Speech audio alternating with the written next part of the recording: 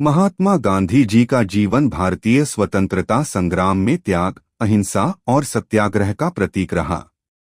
परंतु 30 जनवरी 1948 को नई दिल्ली में उनकी हत्या ने पूरे देश को स्तब्ध कर दिया।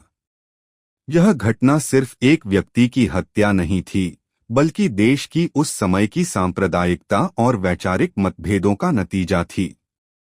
महात्मा गांधी की हत्या 30 जनवरी 1948 को शाम 5:17 बजे हुई।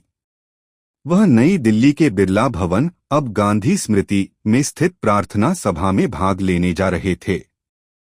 हर दिन की तरह उस दिन भी गांधी जी शाम को खुली प्रार्थना सभा में उपस्थित लोगों से मिलते थे और प्रार्थना का आयोजन करते थे।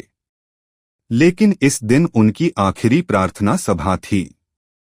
गांधी जी की हत्या करने वाला नाथूराम गोडसे एक कट्टर हिंदू राष्ट्रवादी था।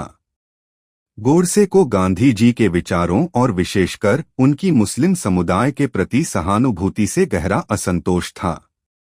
गोडसे और उसके सहयोगी मानते थे कि गांधी जी के कारण देश का विभाजन हुआ और पाकिस्तान को आर्थिक सहायता दी गई, जिससे उन्हें भारत के हिंदुओं के साथ अन्याय होता प्रतीत हुआ।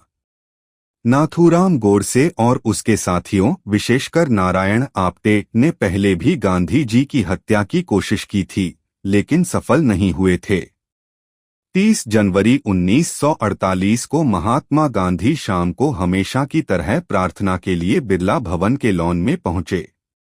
वह दो युवतियों, आभा गांधी और मनु गांधी, जो उनकी रिश्तेदार और सहयोगी थीं, का सहारा लेकर धीरे धीरे चल रहे थे। गांधी जी को किसी खतरे का आभास नहीं था, क्योंकि वह कभी किसी से डरते नहीं थे और हथियार रखने या सुरक्षा लेने से इनकार कर दिया करते थे। जब गांधी जी प्रार्थना स्थल की ओर बढ़ रहे थे, तभी नाथूराम गोडसे उनके पास पहुंचा। उसने पहले गांधी जी को हाथ जोड़कर प्रणाम किया, फिर अचानक पिस्तौल निकाल ली। इससे पहले कि कोई कुछ समझ पाता, गोडसे ने करीब से 3 गोलियां गांधी जी के सीने और पेट पर दाग दीं। गांधी जी के मुंह से अंतिम शब्द निकले, हे राम। गोलियों की आवाज से लोग चौंक उठे। गांधी जी तुरंत जमीन पर गिर गए और उनके शरीर से खून बहने लगा। लोग हत्यारे को पकड़ने के लिए दौड़े, लेकिन गोडसे ने भागने की कोशिश नहीं की। वह शांत खड़ा रहा और खुद को पुलिस के हवाले कर दिया। महात्मा गांधी जी को तुरंत भीतर ले जाया गया, लेकिन डॉक्टरों ने जांच के बाद उन्हें मृत घोषित कर दिया। उनकी हत्या की खबर पूरे देश में आग की तरह फैल गई।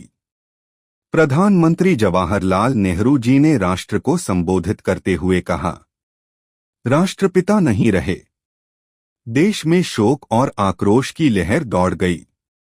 गांधी जी के समर्थक दुखी थे, जबकि कट्टरपंथी समूहों के बीच तनाव बढ़ गया था।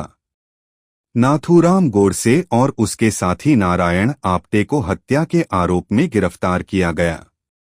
उन पर मुकदमा चलाया गया और कई महीनों की सुनवाई के बाद 8 नवंबर 1949 को दोनों को फांसी की सजा सुनाई गई। उन्हें 15 नवंबर 1949 को अंबाला जेल में फांसी दे दी गई। महात्मा गांधी जी की हत्या ने देश को गहरे सदमे में डाल दिया। उनकी अहिंसा और शांति की विचारधारा का भारत और विश्व भर में प्रभाव था, और उनकी मृत्यु ने यह स्पष्ट कर दिया कि सांप्रदायिकता कितनी घातक हो सकती है। गांधी जी की मृत्यु के बाद देश में सांप्रदायिक सौहार्द बनाए रखने के प्रयास तेज हुए। आज भी बिरला भवन, जहां गांधी जी की हत्या हुई थी, एक संग्रहालय के रूप में जाना जाता है। इसे गांधी स्मृति का नाम दिया गया है और हर साल 30 जनवरी को पूरे देश में शहीद दिवस मनाया जाता है। महात्मा गांधी की हत्या सिर्फ एक व्यक्ति की मृत्यु नहीं थी, यह उनके आदर्शों और मूल्यों की अग्निपरीक्षा थी, जो आज भी प्रासंगिक हैं।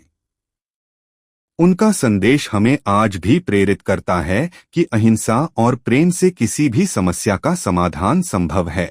आनंद एंटरटेनमेंट प्रोडक्शंस चैनल को सब्सक्राइब करना ना भूले।